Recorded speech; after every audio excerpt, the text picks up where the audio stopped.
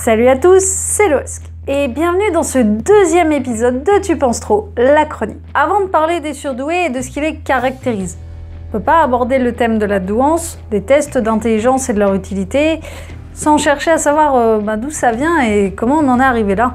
Parce qu'en vrai, tout ça c'est hyper récent quand même. Ça a à peine 100 ans. On va donc ensemble aller fouiller un petit peu du côté de l'historique des tests de QI. Allez, c'est parti! Spending more and more time up in bed, thinking about the things I think you said. It's been on my mind.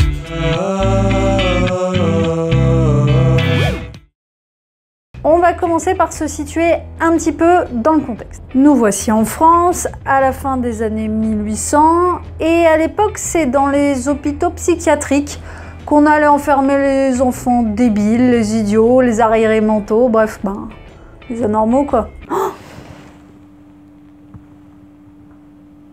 Hop. Avant de m'envoyer les associations d'enfants handicapés aux fesses, je tiens quand même à rappeler que c'est exactement en ces termes que les médecins et autres psychologues appelaient les enfants avec un retard mental visible. Ouais, au XXIe siècle, on essaye d'éviter ce genre de mots maintenant. Mais bon, à l'époque, la norme était formée par les normaux, et tout ce qui sortait de cette norme formait les anormaux. Étymologiquement, ça a quand même du sens.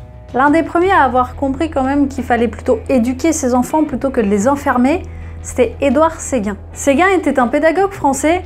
Ouais, vive la France, vive la France, vive la France, vive la France, vive la France, vive la France.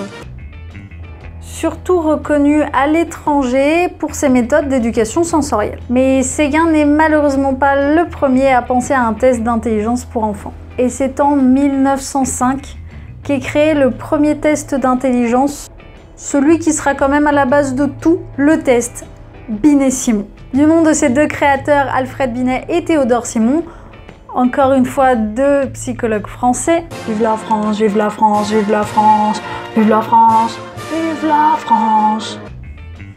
En 1905 donc, l'État français demande à Alfred Binet de pouvoir reconnaître et classifier les enfants avec une déficience mentale afin de leur permettre d'intégrer des classes de perfectionnement pour qu'ils y suivent une éducation plus spécialisée. Le test visait donc à différencier les élèves anormaux scolarisables des élèves normaux en les classant en 3 types. Vous aviez donc l'idiot, qui lui était principalement incapable de communiquer à l'oral avec ses semblables. Ensuite, vous aviez l'imbécile, capable de communiquer à l'oral mais avec des très grosses difficultés à l'écrit. Et vous aviez le débile, capable de communiquer à l'oral et à l'écrit, mais avec un retard en moyenne de 2 ans sur sa scolarité, sans que ça soit dû à une mauvaise éducation scolaire. Évidemment, on enlève de ce classement tous les enfants dont le problème était d'ordre médical ou physique, tels que les sourds, les muets, les aveugles et les manchots. C'était pas très bon au test à l'écrit, je crois. En 1908, en comparant les résultats de différents enfants de différents groupes d'âge, Binet donnera naissance au terme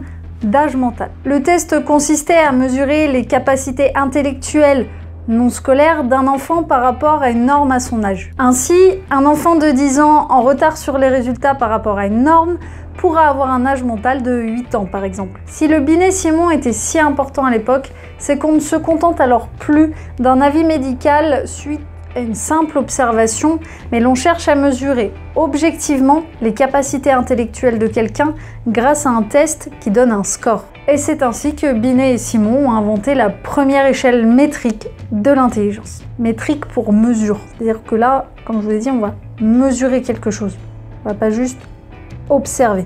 En se basant sur les travaux de Binet et Simon, c'est William Stern qui, en 1912, invente le fameux terme de quotient intellectuel ou QI.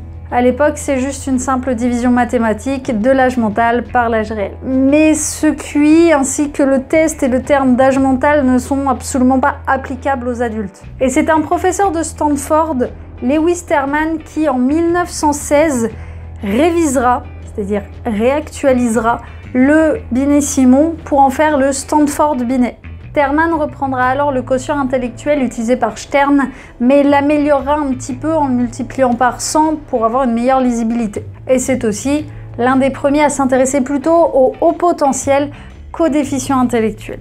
Nous sommes actuellement en 1916, pleine Première Guerre mondiale, et vous allez voir que ça a quand même été la période qui permettra aux tests pour adultes de voir le jour. À partir de 1917, Lewis Terman ainsi que d'autres psychologues tels que Henry Herbert Goddard formèrent un comité de recrutement pour l'armée américaine. Pour info, ce cher Henry n'est rien de moins que la personne qui aura traduit le Binet Simon en anglais, le rendant ainsi bien plus connu aux États-Unis qu'en France.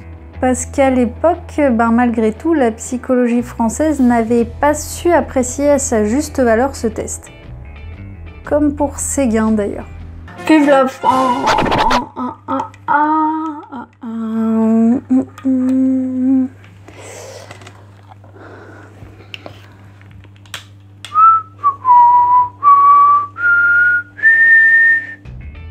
Pendant la guerre, donc, le comité d'examination psychologique des recrues forma 2 groupes.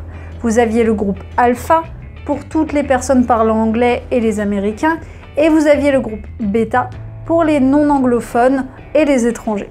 Les examinateurs leur faisaient passer des tests oraux et visuels afin de mieux les orienter. On estime qu'entre 1917 et 1919, pas moins d'1 700 000 personnes auraient été testées.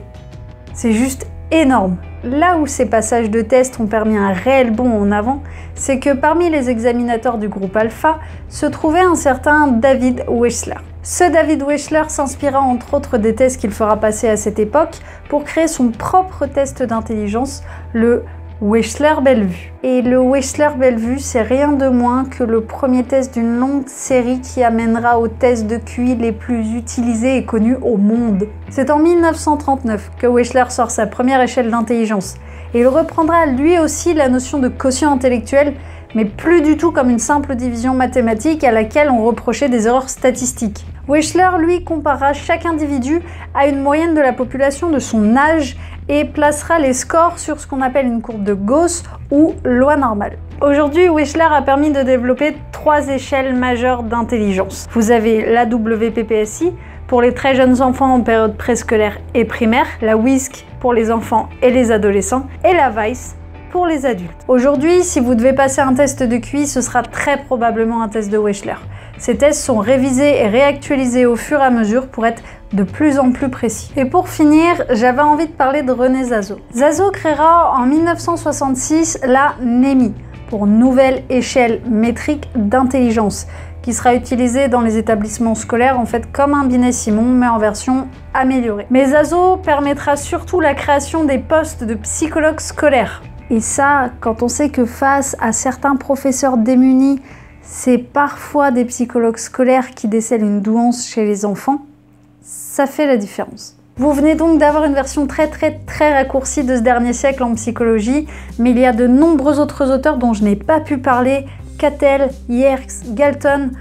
Je vous mets les liens en description si vous voulez vous renseigner un petit peu plus sur eux et étoffer un petit peu les connaissances que vous venez d'avoir. Ce que l'historique nous apprend, c'est que tous ces tests, toutes ces recherches sur l'intelligence, tout ça c'est encore hyper récent. Et bien que ça ait évolué au fur et à mesure, c'est pas encore fait pour repérer avec précision les surdoués. Les tests, comme vous l'aurez compris, sont surtout faits pour repérer les enfants et les adultes en retard mental. Sachez que l'intelligence n'a toujours pas de réelle définition scientifique. Les tests et leurs résultats ne sont absolument pas là pour vous donner une valeur, c'est-à-dire que vous n'allez pas être meilleur ou moins bien que quelqu'un en fonction des résultats de QI que vous allez obtenir. Par contre, ils vont vous permettre de vous repérer, de vous situer dans la société par rapport à une moyenne, afin de mieux comprendre qui vous êtes. Parce qu'à mon sens, c'est à ça que ça sert de passer des tests, à se connaître ses forces, ses faiblesses, et surtout savoir que c'est pas parce qu'on a une pièce de puzzle compliquée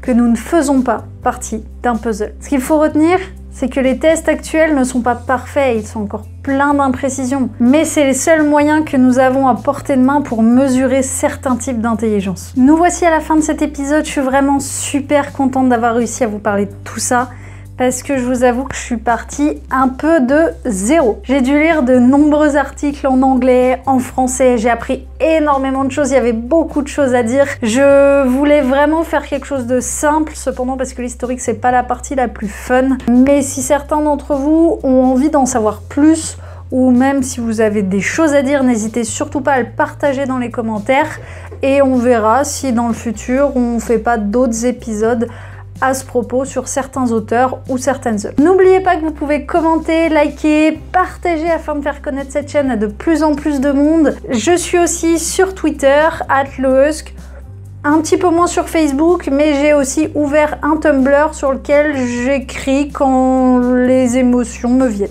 En attendant, moi je vous fais à tous de très gros bisous, je vous souhaite une bonne journée, une bonne soirée, une bonne après-midi, enfin qu'importe ce que vous faites, mais faites-le bien et ciao, bye. Il doit faire 35 degrés dehors et moi je mets des foutus parapluies de lumière qui chauffent la pièce à plus 40 degrés.